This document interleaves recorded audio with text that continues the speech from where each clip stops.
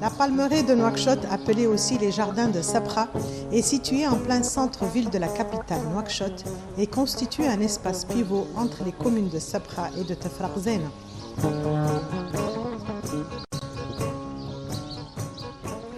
Créée dans le cadre de la mise en service d'une station d'épuration des eaux usées, elle devait servir de ceinture verte à la ville et la protéger contre l'avancée des dunes de sable. Aujourd'hui, et avec ses 40 hectares de palmiers, les jardins de la Sabra constituent l'espace vert le plus important d'une ville à la limite de l'asphyxie par une pression urbaine toujours plus forte. Le site de Sabra, ça fait partie du patrimoine culturel. On peut considérer que c'est là, de la ville de Nouakchott. Il y avait presque 500 familles qui vivaient de 500 ménages qui vivaient vraiment de ce site. Et la production couvrait une bonne partie des besoins de Nouakchott. Et donc, elle offrait presque 1 millier d'opportunités d'emploi pour des métalliers, pour des ouvriers agricoles. Et donc, c'était une façon de s'adapter à la ville. Et c'était aussi une sorte de poumon environnemental, un espace vert qu'on peut développer et qu'on peut vraiment protéger à travers des mesures institutionnelles, mais aussi à travers des mesures d'ingénierie pour vraiment, et à partir aussi de la réhabilitation de la station d'épuration des eaux usées. جيناهم متفاوتين فيه اللي ذاك سمعتوا مرقوع الاسم وفيه اللي ذاك سمعتوا وره وفيه اللي ذاك سمعتوا شرق باع له وشرق والناس متفاوتة فيه خالقة 25 قطعة أرضية ذاك سمعتوا تاريخ خالوشي من زمن ذاك سمعتوا الحكم الأول مختار ولداده ومحقق عنه دور عود أنا ما منه ذاك الزمن دور عود محقق عنه من الستينات ذاك سمعتوا وقالوا عنها وثابتة قاع في اليقين بينها 72 نمرو وكل واحد منها له ميطة مربع وكانت أرض صالحة حتى وكانت الناس تبيع ديارها من أجل تحصل على قطع منها هي. هذا بعد علم مولانا ورسول ذاك سمعته وتمت الناس عايشين فيها والقطعة عايشين فيها عائلات والله 4 شوف مولاها ذاك سمعته وعاملها وهذا كلهم عائلة ذاك سمعته ومستهلكين. C'est ici tous les légumes, nous des anciens Nouakchottois, c'est ici qu'on prenait tous nos légumes. Nos légumes venaient d'ici, les gens ne sont pas sans savoir que les routes n'étaient pas bonnes, n'existaient pratiquement pas. Ce n'est pas le cas aujourd'hui où le Maroc nous envoie des légumes, où le Sénégal ça vient partout du Sénégal et du Maroc. À l'époque c'était quasiment impossible, mais c'est là où les gens s'approvisionnaient en légumes. Et les jardins étaient bien tracés, il y avait une très bonne voirie, les gens passaient à l'aise avec leur voiture et prenaient des légumes. Il y avait les maraîchers ici et il y avait les producteurs de plantes ornementales et fruitières ici, dans cette zone où nous sommes. شغلت جيت هنا يا صاحب رحمة جمل به للتشهر العدل كلنا لا من عند كاروت من عند نافع والصلاة النعناع والصبلة وبورة هذا هو شغلتنا يعني لا شغلة الخضر والصبمة. Le système de réutilisation des eaux préconisé par la station d'épuration est une véritable aubaine pour cette zone particulièrement aride du pays. Il couvre en effet les besoins hydriques et organiques en quantité et en qualité suffisante pour les 360 parcelles aménagées de la Palmeraie. Cette station d'épuration installée en 1963 par la Mauritanienne d'eau et d'électricité Morelec est gérée de 1975 à 2001 par la Société nationale d'eau et d'électricité Sonelec, puis par la Société nationale des eaux SNDE et enfin confiée en 2009 à l'Office national de l'assainissement ONAS. Un système désuet mais qui continue à fonctionner tant bien que mal selon les opérateurs de l'Office. نحن هون في محطة المعالجة إنين يجونا المياه نعود نتم معالجتها بصفة تعود قابلة للاستخدام في الزراعة وفي عدة مجالات. هاي المحطة اللي فيها ضرك نحن كانت موجهة ل 1800 متكب برجور، ضرك حالا تستوعب 800 إلى 700 متكب برجور. وهذه المياه اللي نستوعبها ضرك نحاولوا نعالجوها، وعقب ذاك المعالجه نمشوها شور هذو الحرايز اللي عندنا هون يستعملوها لا ماجورتي، وعندنا طرف منها يستخدم في الطرق وفي الحرايز الاخرين اللي ما هم هون، غير بعد الاساس عندنا هون هذو الحرايز نوجهوا شورها ذي المياه. يا ديكانتور الى ان ركلور qui racle le bout, qui fait le tour, qui fait le tour. Il y a des bouts qui vont rester en bas, il y a des lots qui vont sortir en haut. À partir de là-bas, il va aller vers le bassin de relève. Bon, bassin de relève, il y a des pompes là-bas encore qui fait monter l'eau vers les grands châteaux. هذه المياه معالجة تقريبا نقدر نقول تقريبا دارك نسبة المعالجة دار تعود فيها 50%. نعم. صالحة للزراعة، الناس هون يعيشوها عايشين منها. هذو الحرايث هون تيها اللي بالمية هاو صدر اللي تشوفوا هون تيها كاملين الناس تشوف منها، معناه انها تقريبا اكثر فائدتها من ضررها، مع ان هي اصلا اني تعود بالنسبة 100% انت من راسك ما تقد تلاحظ، ما تقد فاصل كانها مياه شرب والله مياه لا نحن نعرفوها، نحن اللي الميدان ما نستخدموها للشراب، غير تستخدموها في الاستعمالات الأخرى كاملة.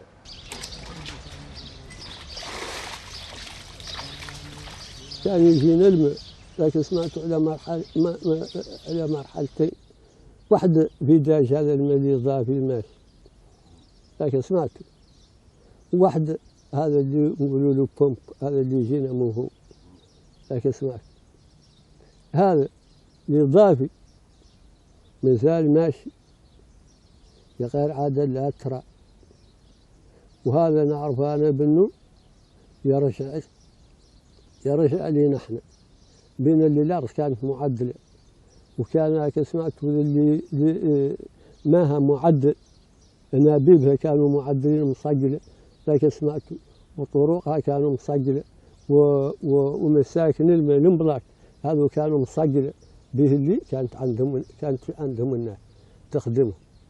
وهذا اللي يجي من فوق لكن سمعته أعمى عاد لين يقضي تحت، لكن سمعته يملي التراب، لكن سمعته من يعود لازم اللي بقى والتيو ما قد يجي معه ولين يجي على شي يموت.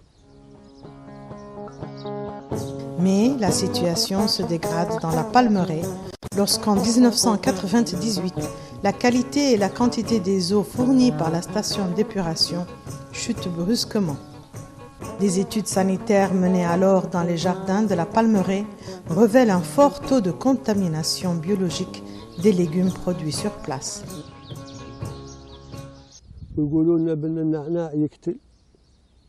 وهم يقبلوه ذاك سمعتوا ويقبلوا الناس من خالفهم، ذاك سمعتوا يديروا في الزقايق يمشوا ذاك سمعتوا يقرسوه في ديارهم ويقرسوه ذاك سمعتوه من الشارع. L'eau qui arrive à la Palmeraie a été suffisamment épurée, ça veut dire qu'on y a enlevé la grande majorité des éléments polluants. Mais cependant, ce n'est pas souvent suffisant, surtout pour ce genre d'utilisation. Il faut nécessairement après accompagner avec un traitement de mise en adéquation qui est surtout la javelisation. Il faut javeliser. Si vous ne javelisez pas, vous n'êtes pas sûr, d'autant plus que, bon, comme les circuits, les circuits un peu d'évacuation de ces eaux peuvent comporter des micro-organismes qui sont néfastes à la fois pour les cultures et surtout pour l'homme. Mais c'est pourquoi en utilisant la javelisation, on essaie de s'assurer un peu de tuer et de protéger un peu les cultures contre l'évasion de ces organismes. Ça a commencé à décliner, les fruits d'ailleurs commençaient à disparaître. Il n'est resté que quelques palmiers dattiers. Bon, les palmiers dattiers, machallah, il en est resté beaucoup, et des bananiers. Mais sinon, les goyaviers, les corossoliers, il en reste maintenant un peu. Mais depuis les années 94-95, ça commence à chuter. Ça commence à chuter. Et il n'y a pas eu de mesures d'accompagnement. Il n'y a pas eu aussi une sensibilisation. Et il n'y a pas eu une aide de la part de l'État et de la part des techniciens du développement rural pour soutenir les pépiniéristes qui sont dans les pépinières afin qu'ils atteignent un plus grands objectifs. هي كان المديور به كنا تنقبض ترابنا احنا ذاك سمعته وتقبضها مده هاني تستغلها ذاك سمعت وتزرقنا احنا عنها وشنو هو هاني الخضره مالها تنتكل ذاك سمعته يداوى بها ويامروا الاطباء ذاك سمعته بكلها وبشرابها على كل نوع. احنا قال لنا بنها طيح السرطانات ومنها تواسي وتواسي وتواسي وتواسي. وهذا هو علاش موجينا. Un projet de réhabilitation de la palmeraie, le projet Nouakchott El Khadra, est alors initié par l'Organisation mondiale de la santé OMS et son exécution confiée au Commissariat aux droits de l'homme, à la lutte contre la pauvreté et à l'insertion. Ce projet-là a essayé vraiment de pouvoir créer un cadre d'un développement local par rapport au site de Sabra. D'abord, préserver ce site contre la pression urbaine qui était là et donc contre le marché foncier. Et donc parce que le site n'était plus à la limite de la ville comme c'était dans les années 60 où c'était dans une ceinture de la ville, mais c'était devenu au cœur de la ville et donc vraiment il présente un engouement pour le foncier.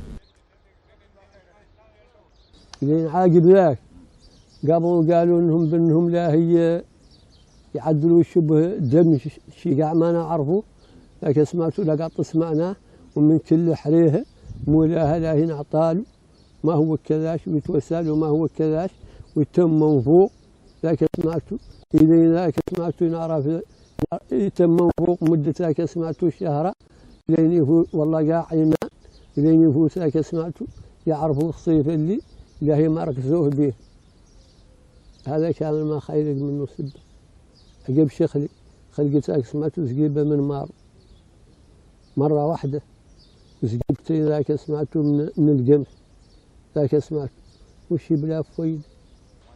Mais ce projet est brutalement interrompu après avoir levé plus d'un demi-million de dollars et le gouvernement de l'époque, cédant sous la pression des spéculateurs immobiliers, prend la décision d'interdire en 2003 le maraîchage sur le site. Il y a le préfet de Sabra qui est passé nous voir ici. Il nous a dit que nous devons quitter ici parce que l'eau n'est plus propre pour nous, pour notre sécurité. En ce moment, nous, on a pu contacter le CNH. Bon, je crois que je ne devais pas dire ça, mais quand même qu'ils nous ont garanti qu'il n'y avait pas de problème, que l'eau était propre à l'arrosage. Et on leur a signifié que nous, on ne voulait pas quitter d'ici. Et on a entendu par les gens qu'il y a des gros bonnets qui voulaient acheter ici pour faire de l'hôtellerie. Depuis qu'on a parlé de la route Nouadhibou-Nouakchott. Parce que ça va être une route stratégique et ils ont des problèmes d'hôtels de proximité et il fallait créer des hôtels ici. إذا ما لنا عالمين بشيء اسمه هو شنو ولا لنا حاسين به ولا نتخمم واللي فيه ولا نقدره إذا نعجب مشان وأنا من كبار أهل الحرير وتعاون اليوم مقزوزة وناس ياسر وهذا ما كنت أنت تدخلوا ما نرجع قد كذاش نرجع وجينا لرجاش طيب مطروح له قضية هذا المشروع.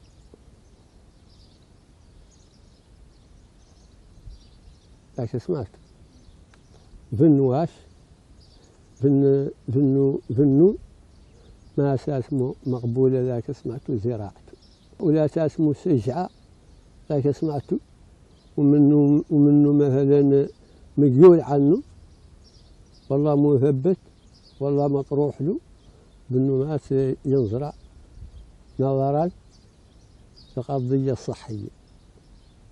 بين من حسب أن هذا الشيء ولسينا يهمنا بأن ذاك سمعته عندنا شيء واضح من له الرد به ذاك سمعته أحلى هو ذاك ما مصنف ما هو مقبول هي الحقيقة.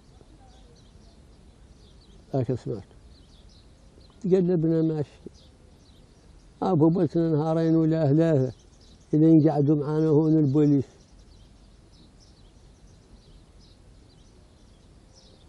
وقبضونا ومشاو بينا لومنونا وحبسونا.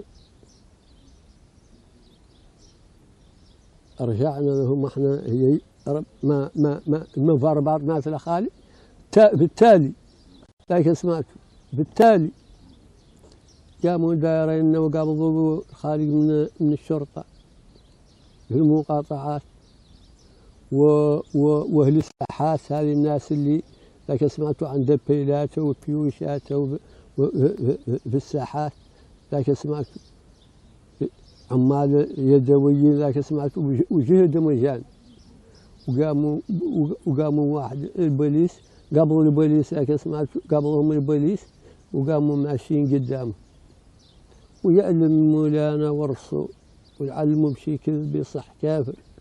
الحريهة ذاك سمعتوا يجيها قد صنقة ذاك سمعتوا بين ذاك سمعتوا الشرطة والعمال اللي جهدهم هم اللي يعود اللاجانب ذاك سمعت ويقوموا دايرين هذا متقلق قاطبة، هذا ما هذه صورته كان يا وليدي، هذا اللي كنت شفته سابق هذا وشفته ضربه تتواعظ.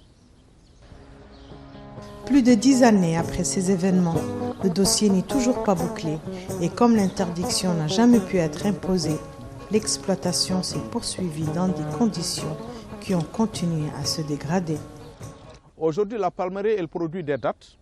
Essentiellement, elle produit des dattes et on produit des plantes ornementales et un peu de plantes fourragères et des plantes fruitières aussi. Et même, ils alimentent la ville en arbres. Pas seulement la ville, on alimente pratiquement toute la Mauritanie.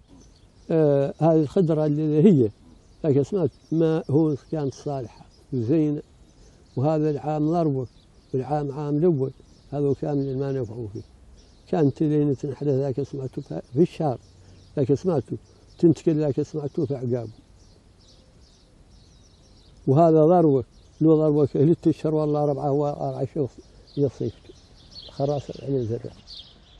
هذه المياه اللي جينا للمناطق اللي يوجد فيها الشبكة توجد في بعض، هي شبكة راعيها تقريبا دار تعود 61 كيلومتر والله ذاك تقريبا، هي الموجودة في كابيتال هون سوق شيء متفرق زينة، العاصمة هون تيا بالضبط المناطق اللي ما هي بعيدة من هذا، عندنا محطات فم يصبوا فيها ويجونا هون تيا، لا المناطق اللي بالضبط يجبر فيها والله ذاك عاد عندنا سيرفيس قال سيرفيس كوميرسيال يمشوا سترنات يجيو ويصبوهم منه هون في الريزو. الشغلة أول شيء كانت زينة، كان هو ما شاء الله هيش يعطينا مثال عاد يجينا الملح من عند هذا اللي زين الماء الخارجي هذا كامل دوارك يدور شهرين ولا ثلاثة ما بينبت من السال عاد سترنا تجيبوا هذا الماء من الشهر هذا من السين كامل عاد السبخات الملحات اللي يصبنا حد إنه عاد خاسر يصدر ميت بيلا هذا الماء ملح. Plusieurs exploitants se sont ainsi tournés vers les plantes décoratives dans la zone située au nord de la Palmeraie, tandis qu'une grande partie du site est transformée en décharge publique et livrée à l'insécurité avec une forte récurrence d'incendies volontaires ou accidentels. وصلن ما زالوا هون الحرايق معهم في المشروع قاعدين الناس قالوا يوقفوا الأحراز ما تعدلوا فيه الخضرة عاد فيه الليل نخلي تراؤوا فيه واقف عاد خالق فيه الخشيش تركي عاد يجون واحدين عندهم من فيلات يحرقوهم هون ويعدلوا ياكل المؤدين يحرقوا فيلات يوفوا يخلوا فم النار ويمشوا عنها يطير إلى نخلوا ويشعلوا. ما هي حكومة ولا هي مدة كذاش ولا كذاش إلا السراق. والسراق ما هم اللي يحرقوا السارق معلومة له رقابة كيف تسبع. لكن اسمع غير الناس الثانية اللي كلها ما منتظروك ماشي لين يرصف عليك. لكن اسمع ترتشى خموس ينقض اللي عندك ماشي اسمه هو شنو عادة الناس الصع هذا كل بلد كامل ضيق. لكن اسمع هو لابد منه مقطع تحرقه الليل والنهار دور المساء. Quand ils nous ont parlé de menaces, que ça servait de cache de bandits, que ça servait de tout ça, on a dit ça c'est votre responsabilité. C'est la responsabilité de l'État de faire ce que l'on appelle un plan. Et un plan qui respecte les voies, les routes, qui respecte la lumière, qui respecte tout ça. Et puis spécialiser les zones, parce que c'est plusieurs hectares quand même ici. Aujourd'hui, avec le projet d'aménagement d'une zone d'agriculture périurbaine au PK17 de l'axe Nouakchott-Rosso et qui voudrait externaliser l'activité agricole par le transfert de l'intégralité des jardins maraîchers de la capitale, le devenir de la palmeraie et de ses usagers préoccupe l'opinion publique. Un nouveau projet de développement du maraîchage au Nouakchott et qui est environ sur la route de Rosso. Et maintenant, comment ce projet sur la route de Rosso va s'articuler avec un autre projet sur lequel il y a eu beaucoup de travaux et qui doivent, comme vous dites, qui méritent d'être capitalisés et d'être revus, d'être actualisés par rapport à la situation actuelle, par rapport au développement de la ville et par rapport aussi aux besoins économiques des gens. Et je sais que vous l'avez peut-être vous-même observé, il y a beaucoup d'attachements presque affectifs à ces parcelles et c'est une question très complexe. حالة المحرايث ينقلعوا من هون لابد تعود مقلوعة معاهم المحطة من راسها به اللي المحطة تستوعب ذي المياه ولابد لها مناطق الضخ فيها وفي العالم كامل ما تقد توجد محطة ما أحلاها الحرايث به اللي هذه هو القيمة لاستعادة هذه المياه به اللي هذا الفلور وهذا اللي ينباعوا موجه بها للعاصمة بالضبط والله البليده اللي فيها باط هون تيا يوجدوا ياكي قدو زينه للدشره زينه للديار زينه من الانفيرونمون من راسه لابد له من هذا اللي يفهمين وهذا اوليك تعمل مياه صالحه للشرب تعمل هذه المياه لاعاده معالجه. De l'amener au PK17, quel avantage a par rapport à de le laisser ici? D'autant plus qu'encore, il y a le fait que quand on l'amène, on y sera obligé d'aller faire de gros investissements pour replacer, alors qu'il est déjà fixé sur place là. Bon, ce qui fait que c'est préférable de garder ce site et de continuer à l'améliorer pour qu'il puisse répondre ce pour lequel on l'a mis en place. Maintenant, nous, ce que nous voulons, l'État doit laisser ici les horticulteurs pour gérer le parc. Ils n'ont qu'à le tracer, faire les voiries là où les jardins qui doivent sauter sautent. Ce qui ne doit pas sauter reste et on va faire des étangs qui vont recevoir des jolis oiseaux parce que nous avons le banc d'Arguin qui est à côté. Une fois qu'il y a un bon traitement ici, nous allons faire appel de façon naturelle à beaucoup d'autres oiseaux, beaucoup d'autres espèces qui sont peuplées ici. الأحكام ضربة الاثنين متالبين شايفين عليه اسماء لا الفوت وما جاونا يا غير باطية هي الحقيقة نختاروا أرضنا هذه من السعافة اللي جاوا ما قط مشى حد من البلاد ولا قط بكى واحد غير ما قط ملس جاء واحد ولا قط رحمه ولا حقوا التراب ذاك سمعته خاسر وهلها ضعيفين ذاك سمعته ما قط سولوها عن شيء شوف تحريرها ما هي محروها ذاك سمعته خطوا لنا تراب يعطوها نبنوها نعزوها قواري نعزوها ما كذا ذاك سمعته نبيعوها والله نعرف وش لا ينواسونه واحنا لاجئين ونستحقوا التشجيع ذاك سمعت واللي عانى ودم اللي عزوا لنا حريتنا ذاك سمعت يا الله يعودوا ذاك سمعتوا مستلزمين ذاك سمعتوا بالصلاحة ذاك سمعت والله مستلزمين ذاك سمعتوا عونا هذا صيد أسبوعية شنو احنا ما نعرف نطلبوا بدين اللي كنا غنية.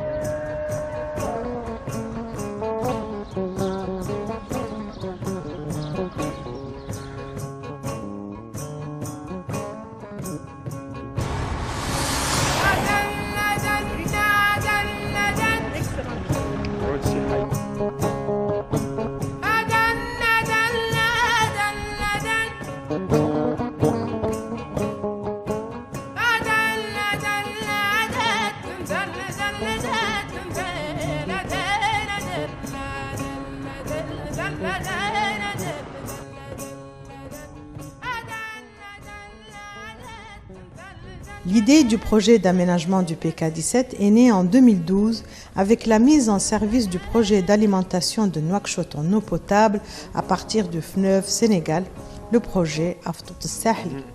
Ce projet, proposé dans le cadre de la création de nouveaux emplois, préconise la réalisation d'un pôle d'activité périurbaine comprenant une zone de production maraîchère de 300 hectares, une station forestière, une zone d'élevage avicole et un marché de gros pour la vente de fruits et de légumes.